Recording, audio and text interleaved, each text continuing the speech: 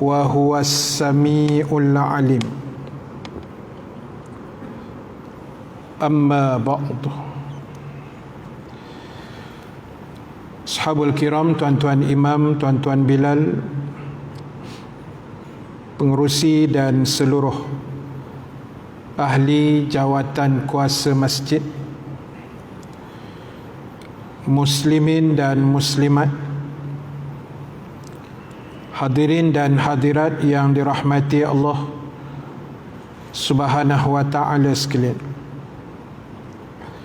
Alhamdulillah ta'ala, kita memanjatkan kesyukuran kehadrat Allah Subhanahu wa ta'ala dengan keizinan daripadanya kita dapat sama-sama berhimpun sekali lagi pada malam ini. Mudah-mudahan pertemuan kita mendapat keberkatan, rahmat dan juga keampunan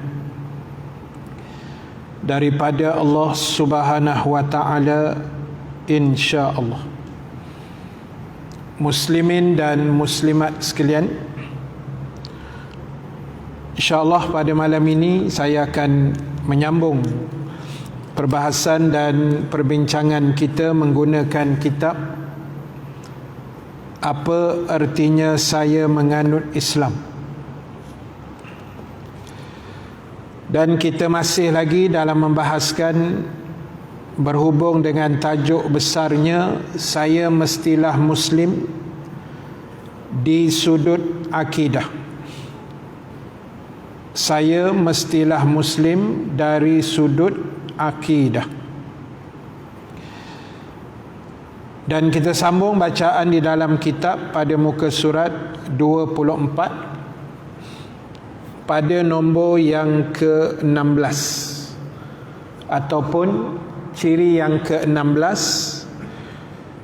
yang meletakkan diri kita sebagai seorang Muslim, iaitu yang ke-16 disebut dan dinyatakan di dalam kitab ini, saya mestilah bertawakal sepenuhnya kepada Allah dalam setiap keadaan dan menyandarkan setiap urusan kepadanya. Sifat tawakal inilah yang membangkitkan kekuatan zahir dan batin dalam jiwa dan diri saya yang menyebabkan segala kepayahan dapat dihadapi dengan begitu mudah. Muslimin dan muslimat sekalian, di antara sifat yang mulia yang diletakkan oleh agama kepada kita ialah tawakal kepada Allah. Tawakal ni bahasa Arab, asalnya bahasa Arab lah, tapi kita melayukan dia bunyi tawakal juga. Tawakal ni makna kita berserah diri, kita serah diri, serah segala urusan 100% kepada Allah setelah kita berusaha, orang kata dengan sedaya upaya yang mungkin, semaksimum yang mungkin, kemudian kita serah kepada Allah segala keputusan atau pengakhirannya. Itu dipanggil tawakal kepada Allah. Dan sifat ini mesti ada dalam jiwa setiap orang yang mengaku beragama Islam. Dan inilah yang pernah diajar oleh Nabi sallallahu alaihi wasallam. Kalau kita buka dalam kitab Riyadhus Shalihin, dalam kitab Riyadhus Shalihin, antara yang menceritakan tentang tawakal ini ialah Ummu Salamah radhiyallahu anha, Ummul Mukminin. Siapa dia Ummu Salamah ini? Dia salah seorang isteri baginda yang mulia. Ummu Salamah ni kita biasa dengar nama dia. Dia salah seorang isteri Nabi. Kalau kita sebut, dia ni macam isteri yang veteran lah, isteri lama lah. Dan Ummu Salamah dikatakan dalam riwayat, beliau antara isteri baginda yang agak cantik rupa paras. Ummu Salamah menceritakan, adalah Nabi SAW iza kharaja min baitihi yaqulu bismillahi tawakkaltu ala Allah, Allahumma inni a'udzubika an adilla au udalla. Dan panjang lagi lah dia punya sambungan hadis itu. Saya ambil dia punya pangkalnya. Ummu Salamah bagi tahu, Ummu Salamah ni isteri Nabi. Dia kata, setiap kali aku tengok Rasulullah SAW keluar daripada rumah, kharaja min baitihi, bila Nabi keluar rumah, pergi meniaga ke, pergi masjid ke, pergi perang ke, pergi jumpa sahabat ke, pergi mana pun, poin dia keluar daripada rumah. Kata Ummu Salamah, aku dengar Rasulullah baca doa.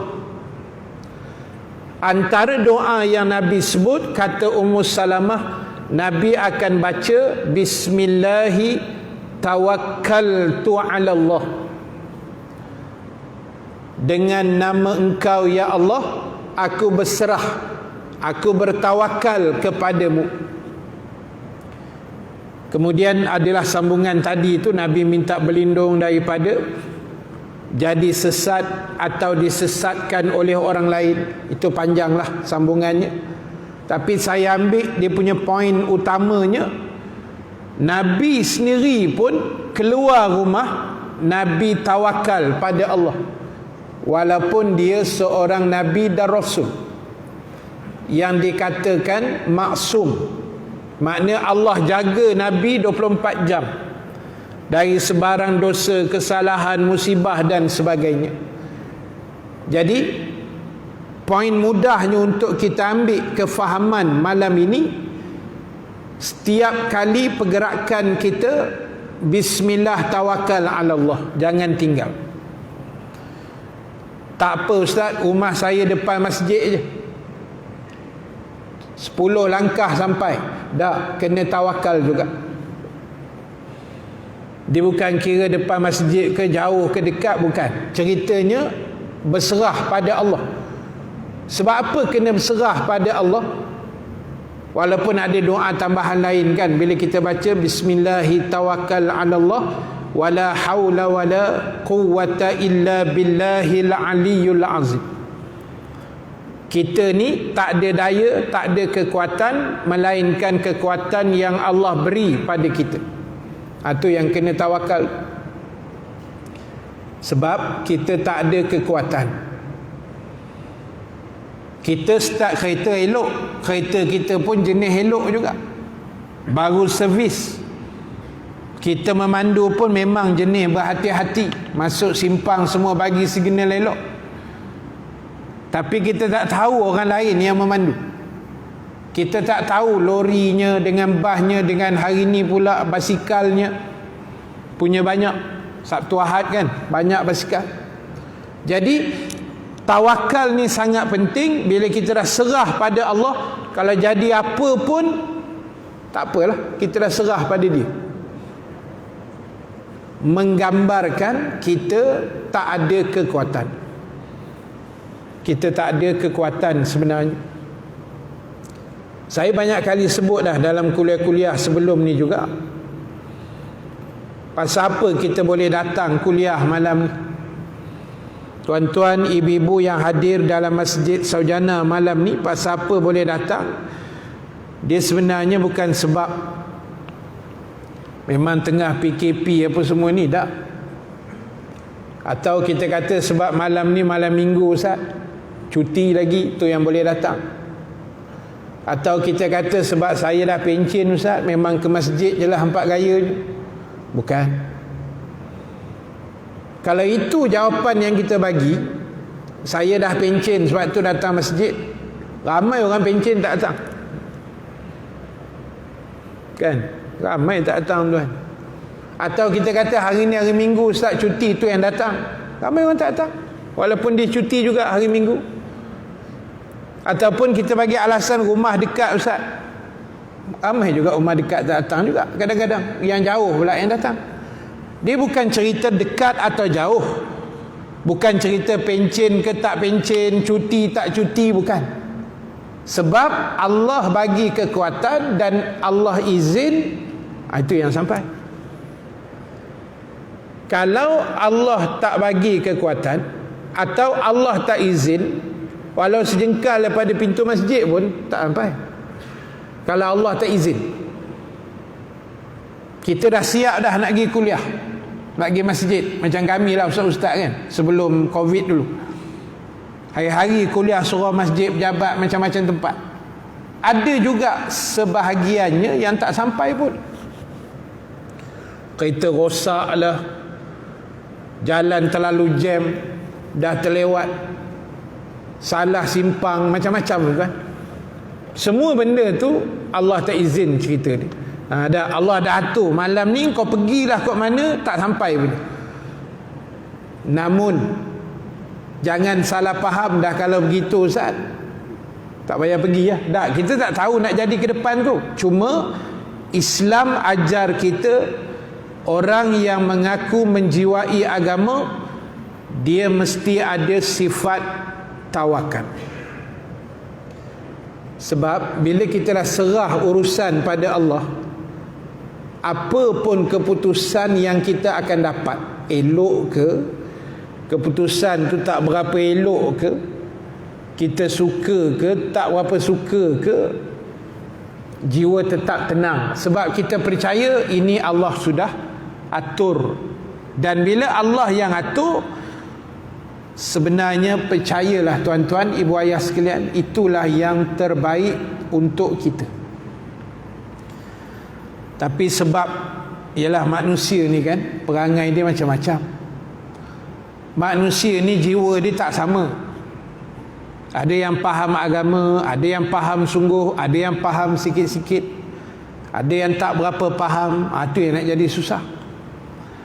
Jadi oleh kerana itu disebutkan dalam kitab ini bahawasanya bila kita bertawakal, dia akan membangkitkan kekuatan dalam jiwa yang menyebabkan segala benda yang susah kita dapat hadapi dengan mudah.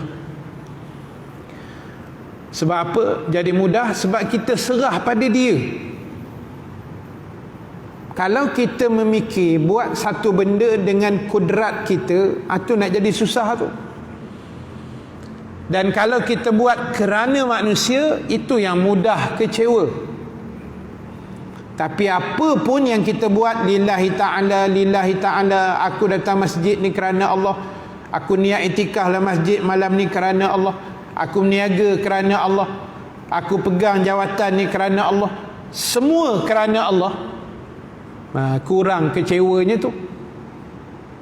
Sebab bila kerana manusia ni, sebab kita nak memuaskan hati orang ni tuan-tuan, ni bukan senang kan. Kita nak memuaskan hati manusia bukan senang tuan-tuan. Sebab itu kita kena berdoa juga. Dalam apa urusan sekalipun, kita minta benda tu Allah mudahkan. Apa urusan pun minta Allah bagi mudah. Doa, ya Allah, hari ni aku nak buat benda besar, Engkau mudahkan ya Allah. Hari ni aku nak pergi pejabat, mudahkan ya Allah. Hari ni aku nak berniaga, mudahkan ya Allah. Minta bagi mudah, insya-Allah dia akan mudah. Minggu lepas tuan-tuan, saya pergi ke Seri Iskandar, Perak. uruskan anak buah saya nak bertunang, anak arwah abang. Pasal budak-budak ni 7 beradik dah yatim piatu. Mak ayah dia dah meninggal, kak ipar saya meninggal, abang saya meninggal selang setahun. Jadi dorang ni lah, dorang 7 beradik lah tinggal. Jadi apa yang berlakunya ialah kita lah sebagai orang kata pakcik kan, pak saudara ni ambil tanggungjawab. Jadi urusannya merisik dan bertunang lah, macam tu. Dan benda pun telah disepakat sebelum itu. Jadi kita pergi tu kira orang kata majlis rasmi begitulah. Jadi bila kita buka majlis bercakap sikit, kita minta pihak lelaki pula, anak buah saya perempuan, minta pihak lelaki pula bercakap. Dia kata ginilah ustaz, kita kira jadi aje lah. Tak payah bincang-bincang panjang ustaz. Apa yang dah bincang tu hari tu kira pegang hak tu sudah. Tak ada 5 minit kan, baca doa terus ke darah lepas tu. Mudah tak. Kita minta bagi mudah. Ada setengah majlis gitu tuan, serabut juga, jangan buat main. Kan keluar yang balai-balai pantun tu satu hal juga. Jadi sebab itu apa pun dalam perjalanan hidup ni, tawakal kena ada, kena serah pada Allah.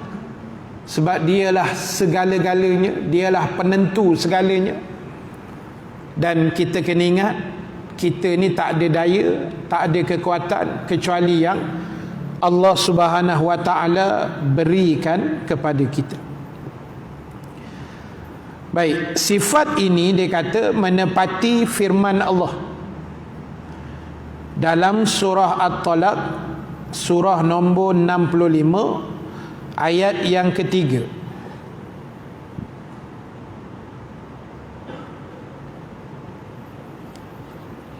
Firman Allah Subhanahu Wa Ta'ala, wa man yatawakkal 'ala Allahi fahuwa hasbuh. Barang siapa yang bertawakal dan berserah kepada Allah, nescaya Allah akan memberi kecukupan kepadanya. Siapa yang berserah diri pada Allah, wa man yatawakkal 'ala Allah. Siapa ni makna siapa-siapa saja. Orang-orang Islam, baik dia lelaki, baik dia perempuan, dia imam ke, dia makmum ke, dia ustaz ke, tak ustaz ke apa, dia serah diri pada Allah, Allah akan cukupkan segala keperluan hidupnya. Maksudnya kita sentiasa berasa cukup dengan apa yang telah Allah kurniakan kepada kita. Dia berasa cukup. Walaupun benda tu kita nampak macam sikit, kita nampak macam tak berapa banyak pada sifat zahirnya, tetapi jiwa kita ini Allah bagi rasa cukup. Bila cukup, kita tak akan memberontak. Bila tak memberontak, kita akan jadi hamba-hamba yang sentiasa mensyukuri. Sebab kita dah ulang juga banyak kali dalam kuliah sebelum ini, tidak ramai di kalangan manusia di atas muka bumi ini yang tahu mensyukuri, yang reti mensyukuri. Tak ramai yang reti berterima kasih. Sebab itu Allah sebut lama dah dalam Quran, qalilam ma tashkurun. Terlalu sedikit, kata Allah, manusia-manusia yang tahu berterima kasih, yang tahu mensyukuri. Sebab itu tuan-tuan, ibu ayah sekalian, tolong jadikan diri kita di kalangan umat manusia yang senantiasa meletakkan Allah itu segala-galanya. Kita dah hantar anak kita ke sekolah, dia pun dah mengaji elok, ambil peperiksaan besar, apa pun keputusan dia serah pada Allah. Dan kita kena belajar redha. Sebab bila tawakal, dia ada kesinambungan dengan redha, terima segala ketentuan Allah, barulah jadi hamba yang bersyukur. Sebab kita kena ingat, di luar sana tuan-tuan, ada 1001 macam benda yang kadang-kadang kita tak daya nak mengawal. Sebab itu kita minta Allah Ta'ala yang kawal kita, yang jaga kita, yang kita dah berserah pada dia. Bila kita dah serah pada dia, tahulah Allah nak ejah kot mana. Itu tugas dia, kita jangan usik. Tugas kita kalau memandu, ikut aturan yang sepatutnya. Itu ikhtiar kita kan. Kalau belajar elok-elok. Kalau anak yang bersekolah, pergi sekolah, tuitionnya apa semua, kerja sekolah ni kena siap. Itu ikhtiar dia panggil. Kalau kita berniaga, kedai makan umpamanya, jual makanan yang sedap, masakannya sedap, layanannya mesra, itu ikhtiar. Selebih kita serah pada Allah Subhanahu wa Ta'ala. Sebab Allah telah meletakkan peraturan, siapa yang berserah, bertawakal, aku akan cukupkan keperluannya. Sebab itulah Ummu Salamah menceritakan hadis itu, bila Nabi keluar rumah, Nabi mesti baca doa Bismillahirrahmanirrahim. Dia sebenarnya tuan-tuan, ibu ayah sekalian, dia ada beza. Bila kita keluar rumah baca doa, dengan keluar rumah tak baca doa. Bila kita memandu, start kereta baca bismillah dulu elok-elok, lepas tu baca doa musafir ke doa naik kenderaan. Dengan kita start kereta saja terus masuk gear jalan, dia ada beza. Sebab bila kita berdoa kan, bismillah dulu, lepas tu bismillah tawakal, dah start kereta apa semua, sementara panas-panas enjin sekejap, kita baca doa bismillah tawakal ala Allah, bismillahillazi la yadurru. Banyak doa yang Rasulullah ajar. Kalau dalam hadis Imam Ahmad kot, kalau tak silap ada riwayat juga, Nabi ajar kita baca doa bismillahillazi la yadurru ma'asmihi syai'un fil ardi wala fis samai wa huwas samiul alim. Saya percaya semua kita hafal doa itu. Nabi ajar kita baca 3 kali di waktu pagi dan 3 kali di waktu petang atau malam, macam itulah. Siapa yang baca 3 kali pagi, 3 kali di waktu petang, Nabi kata Allah akan jaga dia. Allah akan pelihara setiap pergerakannya, dan dia akan selamat daripada sebarang benda-benda yang tak elok, benda-benda bahaya, benda-benda sihir dan seumpamanya. Jadi tuan-tuan, musim-musim Covid ni bacalah doa tu kan. Sebab hari ni Covid dah kita rasa dah macam jadi benda yang biasa kan. Kerajaan pun dah tak larat dah nak buat SOP. Sebelum ni ada juga kan pergerakan, tak boleh rentas, tak boleh itu, tak boleh ini, pejabat pun tutup.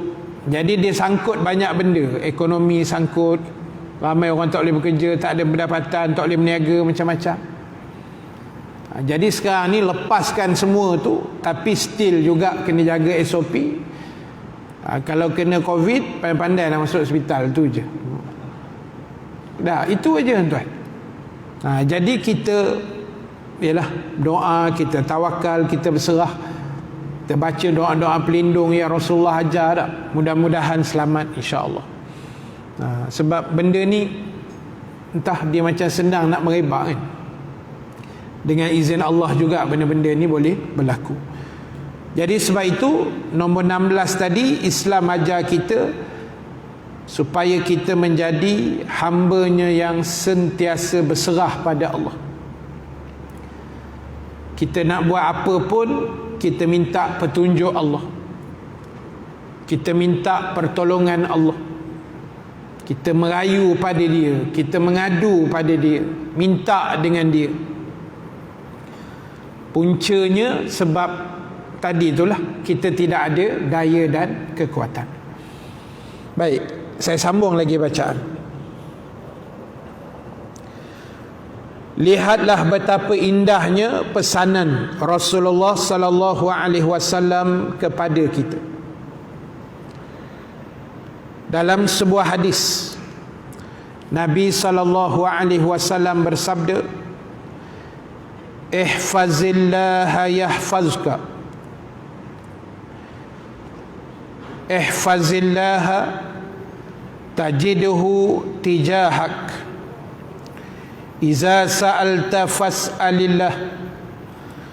Wa iza sta'anta fasta'in billah. Wa'lam anna al-ummata law ijtama'at ala an yanfa'uka bi syai'in lam yanfa'uka illa bi syai'in qad katabahu Allahu lak. Wa in ijtama'u ala an yadurruka bi syai'in lam yadurruka illa bi syai'in qad katabahu Allahu 'alaika. Rufi'atil aklam wa jaffatis suhuf." Yang bermaksud, peliharalah kamu akan perintah Allah, nescaya Ia akan memelihara engkau sepanjang masa. Nabi pesan ihfazillah, maknanya jagalah Allah. Maksud jagalah Allah, jagalah segala perintah Allah, jaga segala arahan Allah, jaga segala pesanan Allah. Kalau itu yang kita buat, Nabi kata Allah akan jaga kamu sepanjang masa.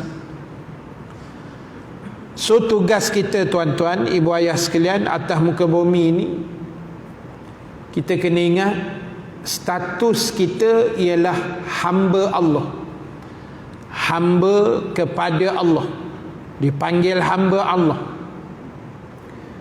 Jadi bila hamba kepada Allah, sifat hamba dia mesti sami'na wa ata'na, dia mesti kena dengar dan sentiasa taat. So bila Allah perintah kita semayang, kita semayang. Bila Allah kata puasa Ramadan, kita puasa. Pi haji, kita pi haji. Jangan cakap banyak dalam setiap arahan yang Allah keluarkan. Kadang-kadang manusia ni suka sangat mengkaji benda yang tak sepatutnya dikaji, suka sangat memikir benda yang tak sepatutnya dia fikir. Bila Allah keluar satu arahan, semayang, semayang. Rasulullah pun beritahu dalam hadis yang lain, sallu kama ra'aitumuni usalli. Nabi kata, sembahyanglah kamu macam mana kamu lihat aku semayang. Itu kaedah yang Nabi ajar. Jadi buat saja. Jangan tanya kenapa kena rukuk, kenapa subuh 2 rakaat. Susah nak jawab. Kan? Susah nak jawab soalan macam tu kan? Sebab benda ni dipanggil ta'abbudiyah. Benda yang memang arahan yang Allah keluar secara mutlak supaya kita sentiasa beribadah dan patuh pada Dia. Jadi tak usah tanya banyak. Kan? Sebab ada orang dululah, lama saya pernah cerita pun dulu.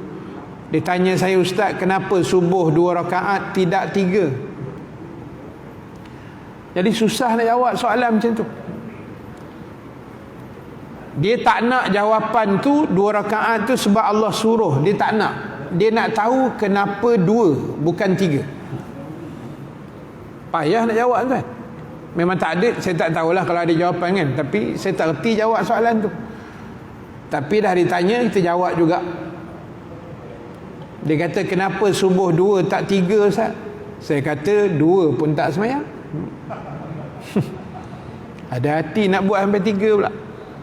Ada. Langsung tak tanya dah lepas tu. Jadi kadang-kadang kita ni banyak mikir yang bukan-bukan. Semayang ni tidak. Dia bergaduh pasal tarawih 8 ke 20, 8 ke 20. Dia tak tarawih juga. Dia suka. Ada orang jenis gitu. Dia suka cari balah kan. Dia suka berkelahi. Sedangkan Islam ni agama damai tak? Agama yang tenang. Bukan agama yang kelang-kelang kabut, bukan. Jadi sebab itulah tuan-tuan, ibu ayah sekalian, bila Nabi pesan begitu, jagalah Allah, maknanya jagalah segala perintah Allah. So kita kena jagalah. Bab auratnya jaga elok-elok, bab tanggungjawabnya suami isteri jaga elok-elok, arahan-arahan Allah jaga elok-elok, pesanan-pesanan Nabi pegang baik-baik, sunnah-sunnah Rasulullah SAW mana yang mampu kita buat elok-elok. Tak mampu buat, tak apa, dia diam aja. Tapi jangan hina sunnah Nabi. Itu penyakit juga. Dia tak nak pakai serban, dia marah pula orang pakai serban. Tak boleh lah. Kita tak nak buat, jangan marah orang lain buat. Itu satu penyakit juga. Dia tak nak wirid lepas semayang, tak payahlah wirid. Jangan marah orang yang nak berwirid. Sebab dalam fiqah ni dia banyak pandangan kan. Kita belajar pun ada 4 mazhab yang utama kan. Imam Syafi'i, Imam Hanafi, Imam Hanbali, Imam Maliki. Ada 4 mazhab yang besar dalam dunia. Jadi masing-masing ada yang sama pandangan dan banyak juga yang ada sedikit perselisihan. Tapi semua ada hujah masing-masing. Jadi tolonglah belajar respect. Belajar menghormati pandangan orang lain. Tapi jenis kita ni tuan-tuan susah. Kan? Kadang tak setuju sikit, bergaduh. Tak payah tengok jauh-jauh. Tuan-tuan tengok dalam grup WhatsApp je.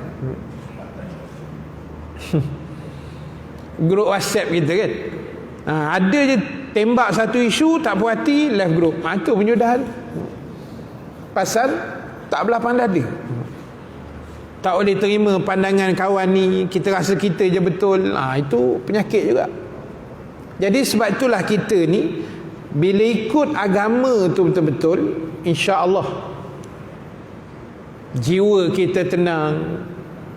Kita buat ibadah pun rasa nikmat, rasa seronok,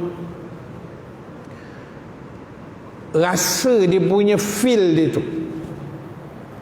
Sebab dalam hidup kita ni tuan-tuan, ada benda yang kita suka, yang kita rasa seronok. Terutama benda yang saya pernah sebut dulu yang melibatkan hobi kita. Kita ni ada hobi.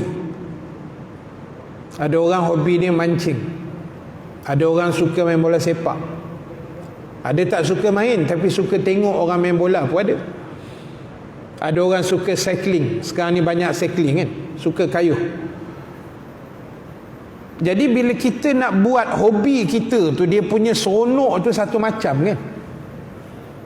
Macam saya suka mancing kan. Bila orang ajak mancing je, belum pergi pun, baru ajak, dah tak ketahuan dah jadi. Dia punya seronok tu kan. Tak sabar nak tunggu subuh besok. Macam lama betul malam nak menanti siang. Sebab seronok. Malam tu dah ikat tali mata kail semua, bohlam tempat elok-elok siap semua-semua. Masuk dalam bonet kereta, pergi mancing tempat laut tu pun seronok. Memandu pun happy. Bila dah naik bot pula lagi seronok. Bubuh umpan, ikan belum dapat lagi ni. Kan, ni cerita daripada rumah tadi dah seronok. Belum tengok ikan lagi. Kadang-kadang mancing tak dapat ikan pun, tapi seronok mancing tu.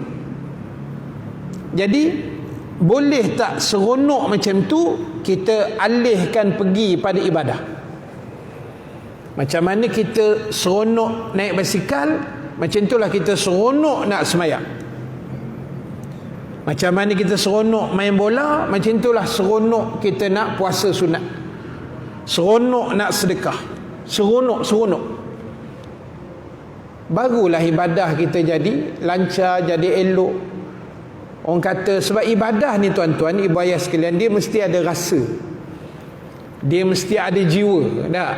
Keseronokan tu kena ada. Dia macam tu. Jadi sebab itulah tuan-tuan, ibu ayah sekalian, apa yang dipesankan oleh Rasulullah SAW tadi, itulah perkara yang kita kena pegang. Bila Nabi kata jagalah perintah Allah, Allah akan jaga kamu. Kemudian yang kedua, Nabi pesan peliharalah larangan Allah, nescaya engkau dapati ia selalu di hadapanmu. Saya habiskan takat tu je, nanti yang lebih kita sambung kemudian. Yang kedua, Nabi pesan jaga larangan Allah, maknanya jangan buat benda yang Allah larang. Nanti kamu akan dapati Allah sentiasa di hadapan kamu. Kamu dapati Allah sentiasa ada di hadapan kamu. Maknanya bila kita tinggal semua larangan-larangan Allah, kita akan rasa Allah sentiasa dengan kita. Itu maksudnya. Kita sentiasa Allah ada bersama dengan kita. Sebab tuan-tuan, larangan Allah berbanding suruhan, atau bahasa mudah saya sebut ginilah, benda yang boleh buat berbanding benda yang tak boleh buat. Sebenarnya yang tak boleh buat tu sikit aja berbanding benda yang kita boleh buat. Maksudnya arahan Allah suruh buat tu lebih banyak daripada arahan Allah kata suruh tinggal. Sebenarnya tak banyak pun yang nak kena tinggal ni, sikit saja berbanding suruh buat tadi. Tapi orang lebih suka memilih yang larangan tu. Yang tak dibagi tu, tak bagi tu dia suka buat. Jangan berjudi, dia berjudi. Jangan minum arak, dia minum arak. Padahal banyak minuman lain boleh ditelan, kan? Kalau kita list senarai air tuan, banyak beratus-ratus jenis air boleh minum. Arak tu juga yang dicari tak? Satu je pun yang tak boleh, satu jenis tu aja. Beratus lagi boleh minum.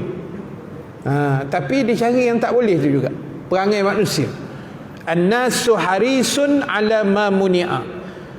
Pepatah Arab sebut manusia suka buat apa yang orang tak bagi buat. Itu perangai manusia lah. Jadi sebab itu tuan-tuan, itu yang saya nak share pada malam ni. Waktu pun dah masuk. Mudah-mudahan Allah merahmati kita semua. InsyaAllah kita sambung akan datang dengan izin Allah Subhanahu wa ta'ala, yang baik, yang benar daripada Allah, yang kurang kelemahan diri saya sendiri. Aqulu qawli hadza wa astaghfirullahal azim li wa lakum. Wassalamu alaikum warahmatullahi wabarakatuh.